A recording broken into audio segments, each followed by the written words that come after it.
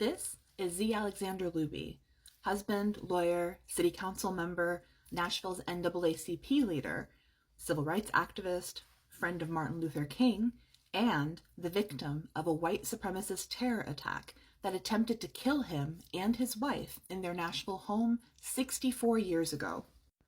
The blast was so strong that it wrecked Looby's home, the buildings on either side, and it shattered 147 windows across the street over at Meharry Medical School, the first black medical school in the South. It wasn't just designed to send a message the way cross burnings were there. It was designed to kill. And Looby knew something like this could be coming because look, do you see this right here? This is the original wood of his original home. He had placed bricks over it to make it less flammable.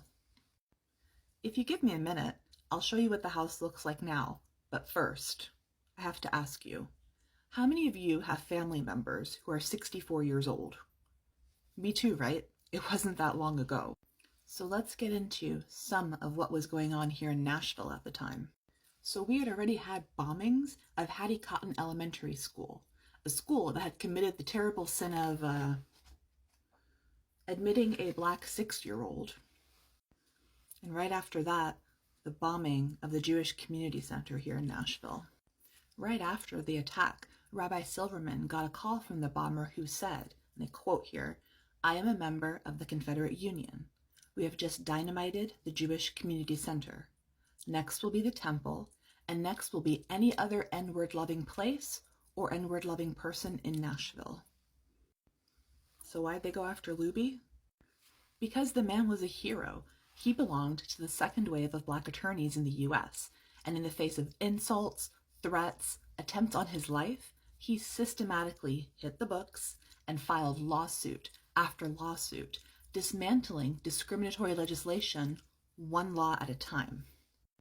Today, the property sits on a parking lot. The house has been vacant for ages and is in disrepair, and everyone in Nashville is uneasy that we could lose it to development. It's in the bustling and rapidly gentrifying neighborhood of North Nashville and within close proximity to 3 colleges. It's worth a lot of money.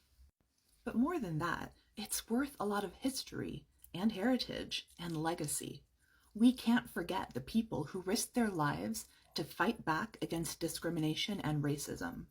Our civil rights heroes and the incredible adversity they faced need to stay front and center in our identity as a city and as a nation. So do you know someone who knows someone who might be able to help? Please share this video with them.